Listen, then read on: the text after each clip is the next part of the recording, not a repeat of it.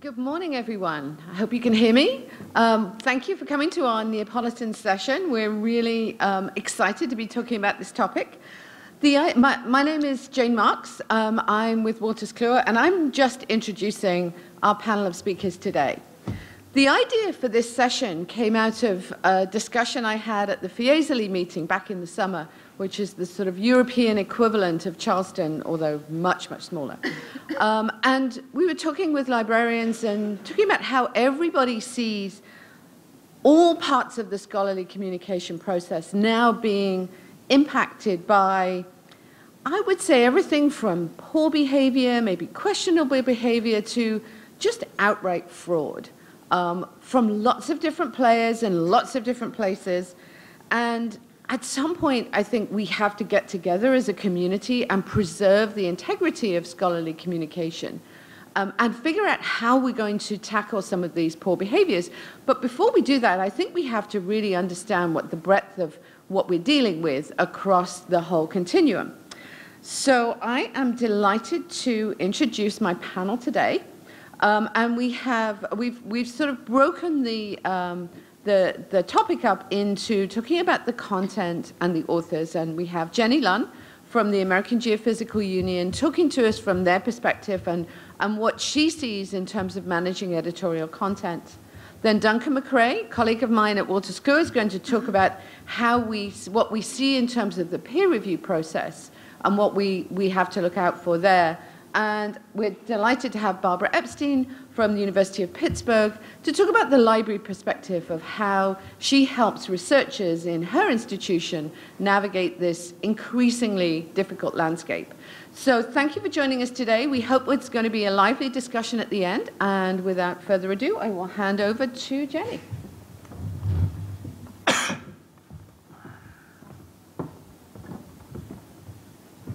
Morning, everyone.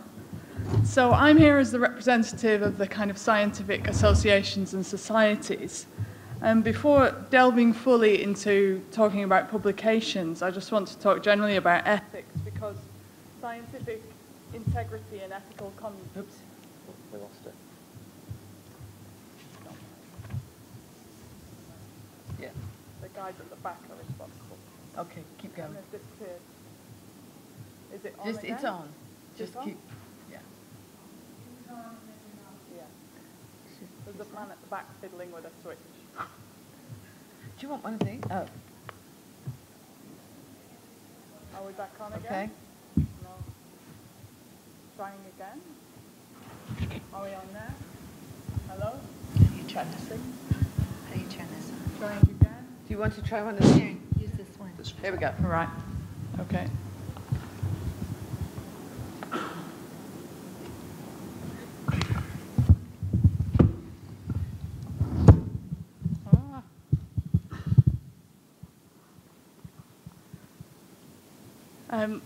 So as a scientific association, we want to be the credible voice in earth and space sciences. We need to be trusted by the scientific community, by policymakers, by the public. And to do that, we need to set standards, and we need to follow those standards ourselves.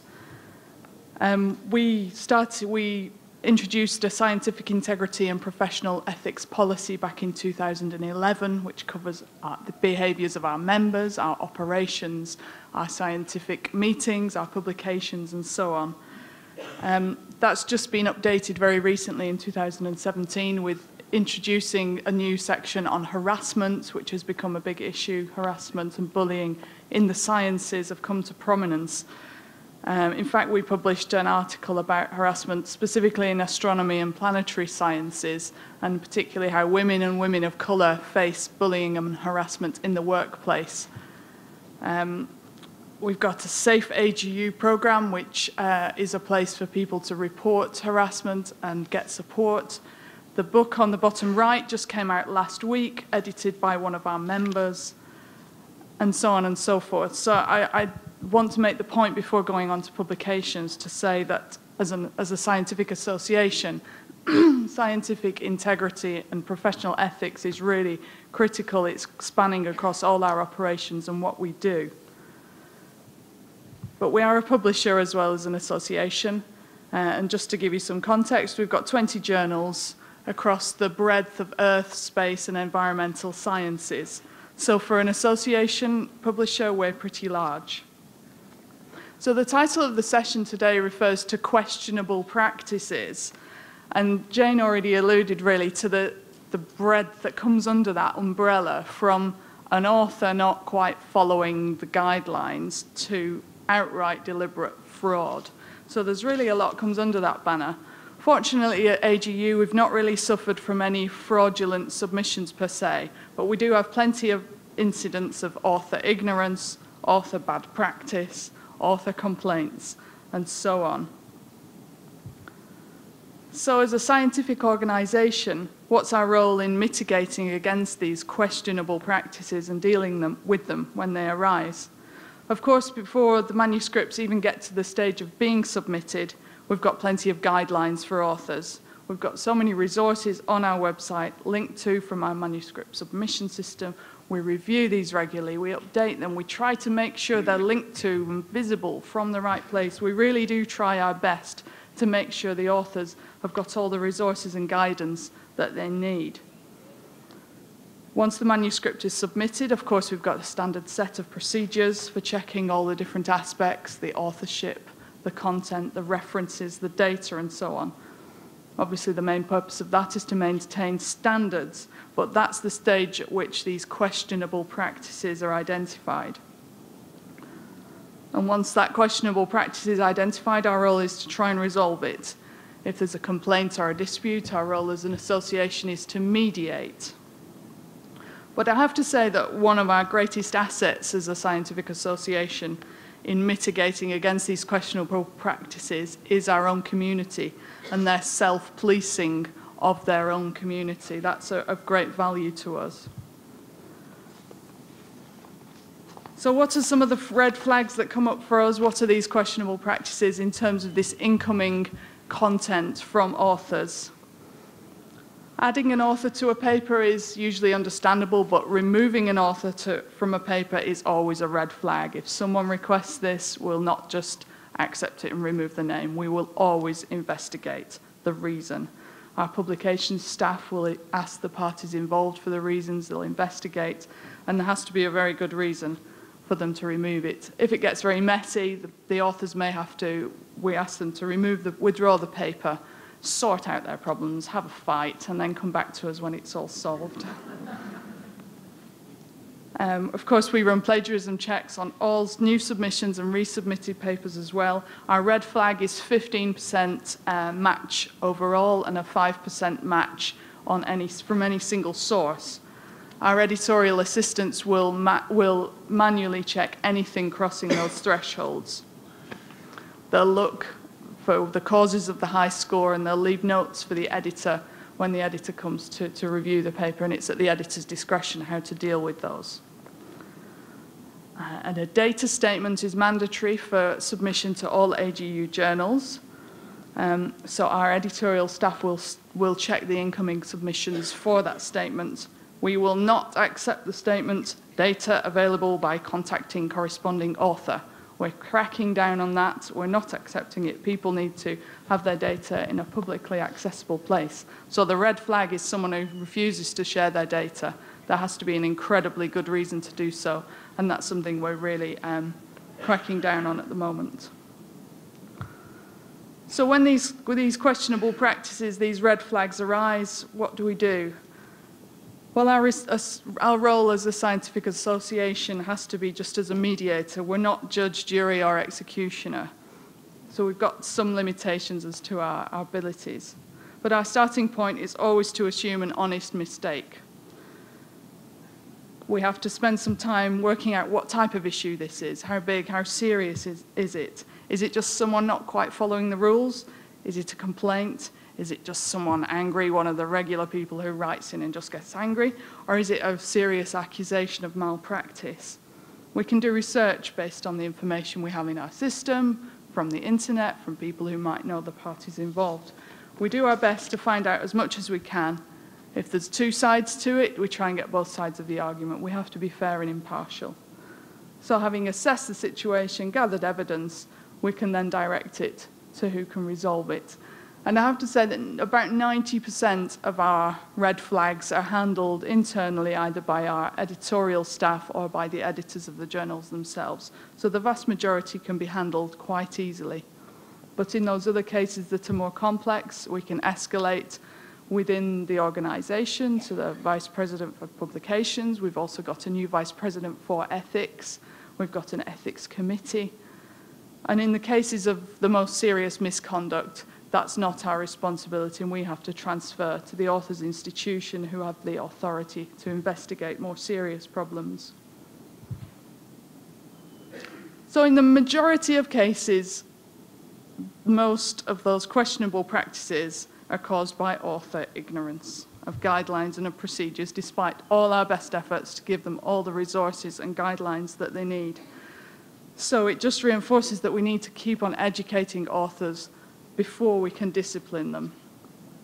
And although our author ignorance is the primary cause of questionable practices, every party has got a role in mitigating against them. So that's authors, editors, associations, institutions, publishers.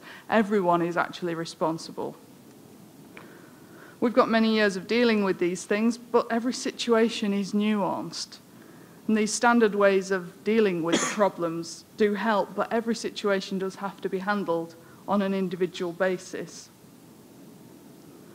And in terms of some of the most difficult cases that we have, sometimes what first comes to our notice can just be the tip of the iceberg for other cases of malpractice and misconduct. For example, we had a request to remove an author, but many, many months later of correspondence and finding out the details, turns out that this was a case of serious workplace harassment, and it turned out the author was tried to commit suicide and so on. So the tip of the iceberg was just, please, can you remove this co-author? But behind it is so much more. And that's why everything has to be dealt with on an individual basis. So in summary, AGU as a scientific association, we're really committed to scientific integrity and professional ethics across all our operations, and that includes our publishing. We try to lead by example. We try to be early adopters of best practice, and we try to encourage all our members to uphold these standards too.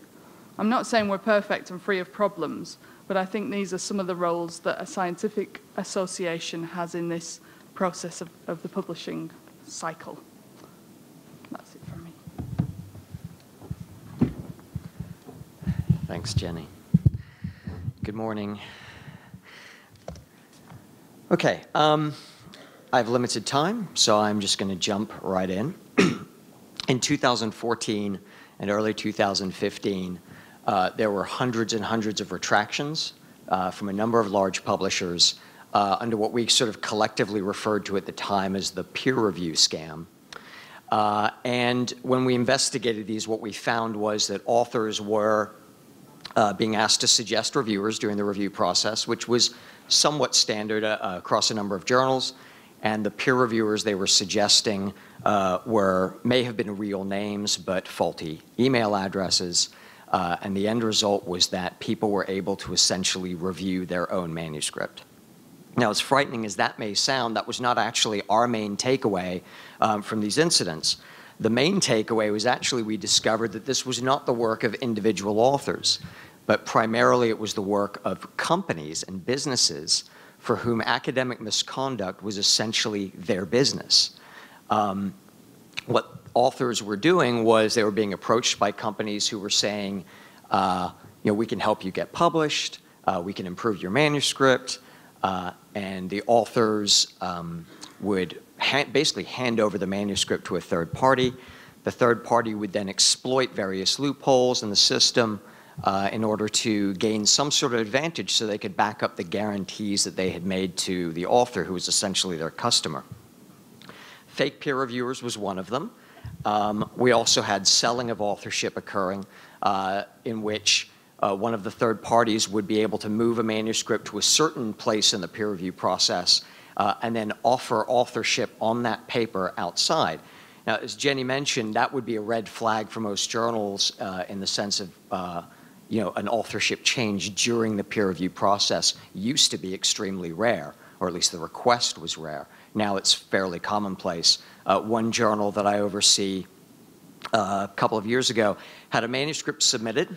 It was reviewed, sent back for revisions, and when the revised version came in, every single author name had changed on the paper. That's pretty brazen and unusual, but unfortunately in this sort of era, not particularly surprising. We did reject the manuscript, just to let you know. There's also selling content on demand. These are basically marketplaces online where a doctor can go and purchase an already written manuscript, put their name on it, and then that manuscript is submitted. There's also predatory journals. I could talk about predatory journals for hours, so I wanted to mention it just so you knew I was aware of it, but I'm not going to get too much into the weeds on that. I'm more concerned with the things that impact the peer review process from our standpoint as a publisher. So why did this happen? You know, why 3 or 4 years ago did we all of a sudden start to see these incidents of sort of brazen misconduct occurring? When I've given this talk in the past, I've always been very careful not to point fingers. Luckily, the New York Times has stepped in and pointed the finger for me.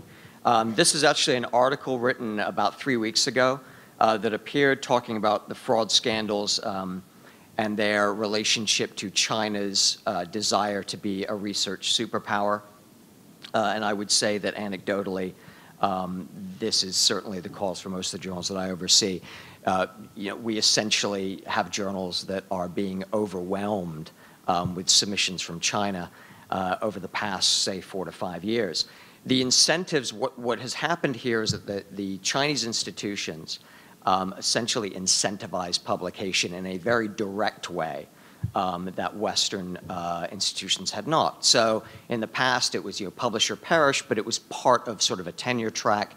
It was part of the overall kind of makeup of somebody advancing their career. What the Chinese institutions did was basically say, if you get published in X journal, you'll get $5,000. And so the financial incentive to get published was so direct that almost certainly, you know, what we know from humanity is that it led immediately to corrupt practices.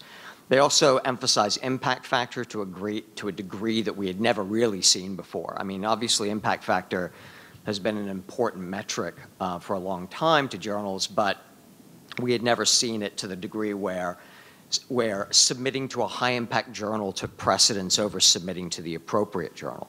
So specialty journals with relatively low impact factors essentially get ignored, while a journal that may be more general but has a very high impact factor get completely overwhelmed with submissions. And then backing all of this up is a complete lack of education in those institutions about what best practices are, what editorial protocols are. And so you put all of these things together, and what we end up with is the situation that we've been combating for the last 3 or 4 years. So what are we doing about it? This is occurring at the journal level, at the publisher level, and sort of at a wider industry level. Jenny actually touched on several of these things. The biggest one is identifying the loopholes that were being exploited and then closing them. For example, I mentioned the peer review scam, reviewers being suggested by the authors. Most journals, that's an easy fix. They simply take away that option, and that problem no longer occurs. Definitely stricter policies regarding authorship, as Jenny mentioned. I could probably say that in the first 15 years that I sort of ran editorial programs, I maybe had 5 requests total or even less for a post-acceptance authorship change. We probably get about 5 a day now. So this is obviously something that we have to combat by adhering to guidelines. I think one of the issues with that, and Jenny's right, you know, you have to then investigate and ask for justification. That can take a lot of time. And so all of these things that we're now having to do place an added sort of onus on the editorial offices. It's an incredible amount of labor that offices now have to do to investigate these kinds of things. There are tools now. Credit is one to increase transparency. What exactly did the author do on the paper? Some journals now require that up front. When the paper is submitted, you have to make a declaration of what each author did. It's hard to justify dropping an author if in the first version you claim that they designed the study. And also anti-plagiarism software as well. You know, I think that the anti-plagiarism software on the whole acts as sort of a deterrent just because of its existence. I sometimes question the actual ability of them to accurately detect plagiarism, but just their existence and having an anti-plagiarism policy is usually enough to at least address that issue to a certain extent. Across publishers and the industry, there are other responses as well. Increased outreach to the editorial offices of journals that we work with, authors and institutions, especially in those developing markets, to make them understand that there are things that cannot happen, and educate them about these standard policies that we all adhere to, whether it's COPE or WAMI or ICMJE. We're cooperating with industry organizations to kind of contribute to messaging. So for example, when the peer review scam came about in 2015, the publishers all got together with COPE to not only release a statement, but in a way to sort of exchange notes a bit. So cooperating with other publishers to make them aware of things that might be happening to us, to let them know you need to be aware of this as well. So a greater amount of communication between publishers is also helping. Specifically to the industry of editorial services, as I mentioned, these third-party agencies which are passing themselves off, one of the major issues is there are legitimate companies that provide these services who clearly want to differentiate themselves from these other sort of nefarious companies. So we have, at Wolters Kluwer, we have worked with the Coalition for Responsible Publication Resources, which is an effort to sort of accredit legitimate editorial services companies so that authors can be aware of who they're working with and who they're reaching out to, so they're not caught in this loop. I will say that one of the big questions we have is to what degree the authors are aware of the activities of some of the companies that they've worked with that are not legitimate. And then Think, Check, Submit, this is more about predatory publishing, but it is an effort to make authors understand that there are differences between legitimate and illegitimate publications, and to ask them to take a second before they submit their manuscript. Submitting to a predatory journal is obviously not just contributing to something we would rather not see, but also it is a colossal waste of time for everybody involved. You cannot undo it once it's been done. So even if a journal is completely illegitimate, you can't withdraw the manuscript and then have it published somewhere else. You're stuck with that decision.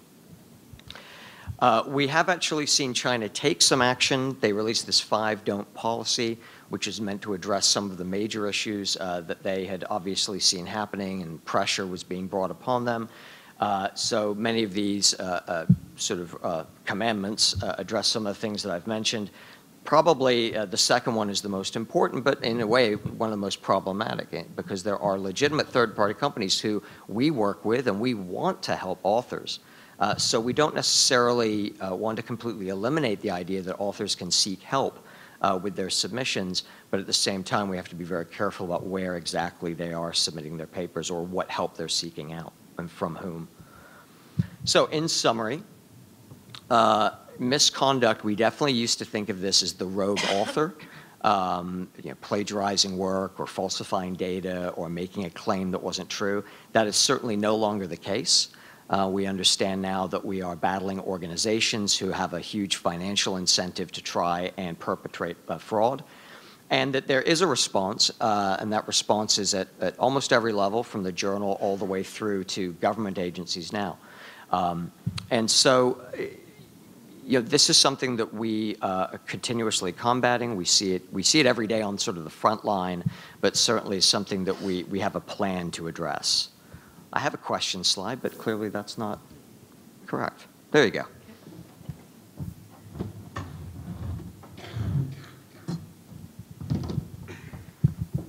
Oh dear. It's no good to be short.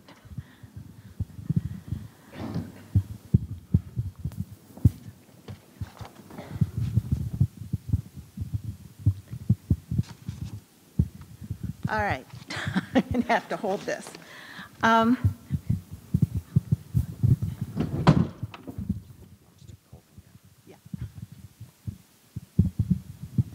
Take it all the way down. There we go. Okay. Hello. Well, I'm batting cleanup today. I thought about starting my talk by talking about what libraries do and the educational programs and the websites that we have. But then I decided that we know all that. And what I really want to do is step back and talk about the seismic changes in publishing that are happening today and the seismic changes in ethics that we're undergoing, and to look at this from the viewpoint of faculty and researchers and authors who are the people that we serve. So in the good old days, life was much simpler, and ethics were very straightforward. You wrote an article, don't plagiarize, make sure your references are correct, find a journal, submit the article, get accepted, do the revisions, the article is published, and voila, you're done. But today, ethical guidelines are much more murky than they used to be. Today, authors are confused. They want to know, they're trying to figure out what they want to do, and then they're also trying to figure out what they have to do. So first of all, find the right journal, open access or proprietary. Many times it's very hard to know what the line is. Does their funding agency have a mandate for open access? Well, where do they put it? What's the embargo period? How do they satisfy that mandate? What about publication fees? Are there page charges? What's gold open access? What's green open access? What's hybrid? Where do they get the money? Those are all questions that they have to face. How do they avoid predatory journals? How do they even identify predatory journals? As we've seen, it's the line between what's legit and what's not legit is often very convoluted. Do they deposit in a repository? Do they have to? Do they want to? Which repository? The repository at their university, the repository at a government agency, the repository, just one that's out there. Which one do they deposit in? What version do they deposit? What exactly is the version that you're allowed to deposit? What exactly is the version that you're not allowed to deposit?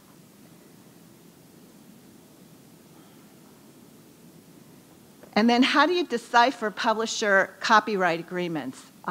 They're all written in, most of them are written in legal language. They have dire consequences if you don't abide by them. Some authors are saying, can they really sue me if I don't do it right? What are my rights? What are what are things that I can't do? And what are the different options for the different kinds of copyright agreements? And finally, increasingly, what about preprints? Many people, especially in the sciences, are depositing preprints of their article in designated archives. Well, as we've seen in some articles and some reports, people are saying, if I deposit my preprint and it's well received and people read it, do I have to bother publishing in a journal, or is that good enough? Can I move forward? And then conversely, if I deposit my article in a preprint server, can I still publish in a reputable journal, because is it still something new, or has it already been exposed and it's not an original article? And then we come to data, which is another area that has questions. Authors want to know, why do I even have to share my data, and what exactly do I have to share? What are the rules? Can I point to data that's on my office server? Do I have to put it in a publisher repository? Do I have to put it in a national repository or some other place? And my data is really complicated. Why do I have to help other people take advantage of my hard work? Am I responsible for giving them directions to use my work? What are my responsibilities? And then how can I protect information and data that is confidential or proprietary? If I share my data, can I still apply for a patent? Am I violating patient confidentiality or research subject confidentiality? These are questions that come up. Is it my problem if people can't figure out what my data shows? Do I have to be a mentor to help other people use my data? What does it mean to deposit data? And then most seriously, what if flaws in my data are exposed by depositing data? What if other people can't replicate my results? Or what if they come to different conclusions when they're replicating my experiment or my research? Will I lose funding? Will my university lose funding or suffer consequences? Will the journal have to issue a retraction? Will my career be ruined? And will I be exposed as a fraud? I don't think people talk about that very much, but I think it's always often in the back of the mind of researchers. So what we need when we talk about ethics today, we're really talking about the need for a new scholarly communication paradigm. We're facing a clamorous, competitive marketplace in the publishing industry. Publishers are coming out with new products and new platforms that are very, that are breaking down the old system. Authors may also have resentment toward publishers for being slow. They're too slow to publish my research. They also may resent publishers because they say, I'm the author, I worked on it, I'm the peer reviewers, we're the peer review communities, we worked on it, and we're all doing it for free, and why are they charging us a great deal of money to buy back our own research, and then preventing me from reproducing my research. Librarians may resent publishers for price increases that are unjustified and unsustainable. And the line between predatory and trustworthy publications can be increasingly blurry. In the article that Duncan talked about in the New York Times, they mentioned the Journal of Economics and Finance and the Journal of Finance and Economics. One of those is predatory, one of those is reputable. It's very hard to remember which one.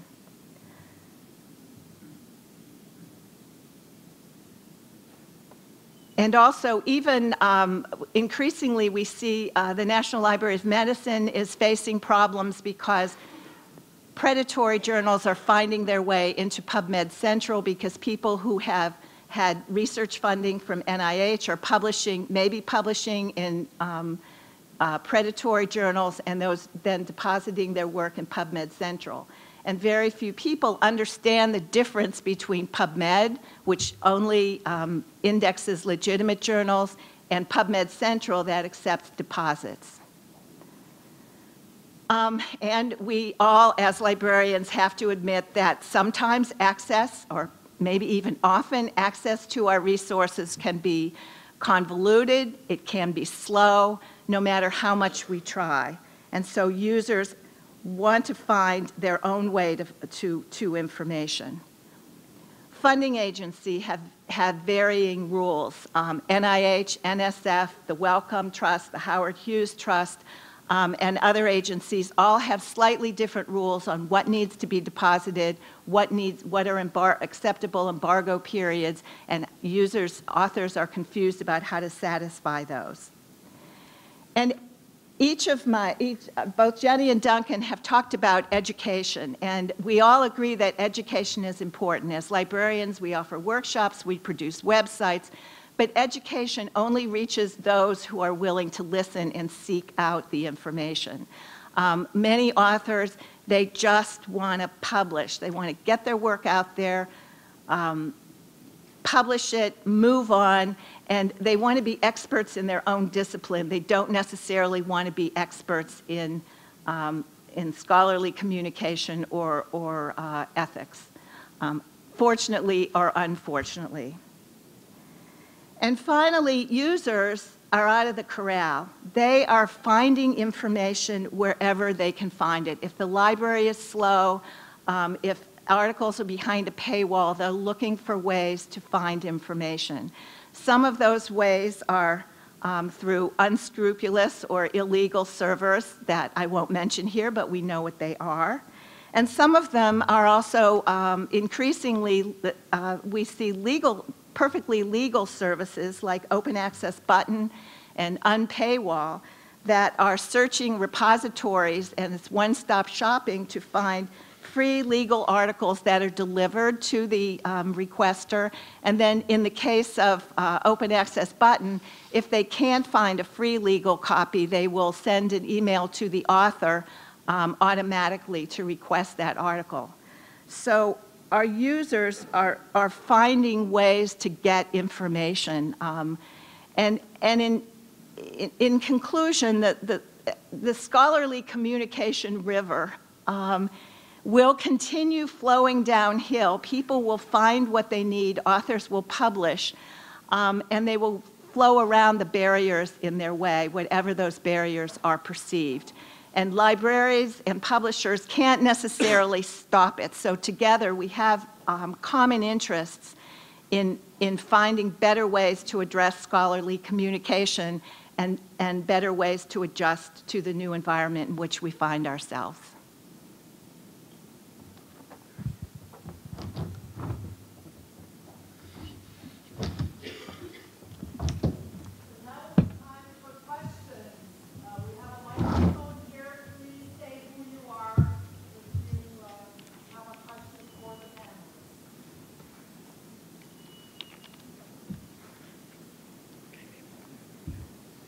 I can get the discussion going.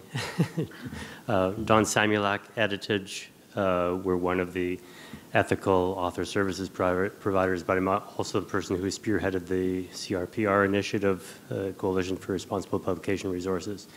One of the issues that is really coming about is with respect to authors not really knowing what is appropriate and what is not. And there's services in the library, Cabell's as a list and Spiel's list has disappeared, et cetera. And we're in a phase of a little bit of turmoil right now because although we know what the problem is, the people who started heading off the problem early on have plateaued and the industry hasn't really found any solutions yet per se. It's becoming a community-based thing.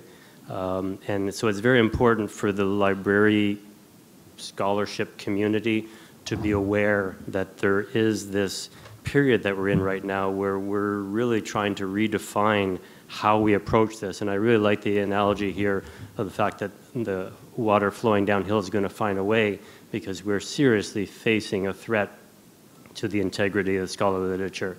And I just wanted to augment that in addition to what the panel has mentioned.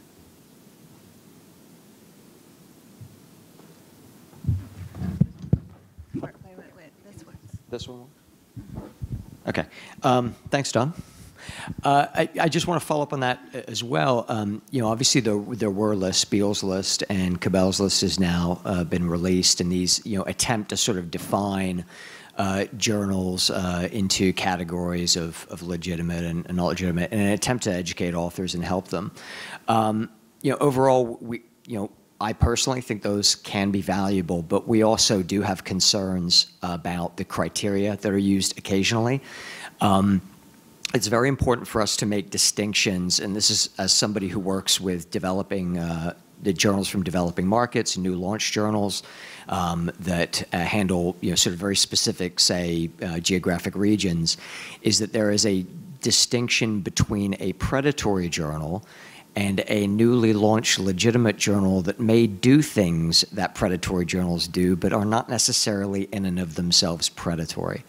So we get very nervous about blacklists, and we need to make sure that the criteria on those lists are identifying purely predatory journals and not simply low-quality journals. Obviously, you know, we want every journal to be high quality, but the fact is that that's not always going to be the case, and we want to make sure that the people putting together the lists understand that there can be legitimate uses of some of these behaviors to generate submissions, for example, but that doesn't necessarily mean the journal is predatory. Yeah, and I'd like to add, in our library, we work very closely with basic researchers who are doing genetic sequencing and next-gen sequencing. And what we're seeing increasingly is there's just tremendous impatience with the whole journal publishing system. They want to publish their results. They want to get them out there in days, in weeks. They don't want to wait months.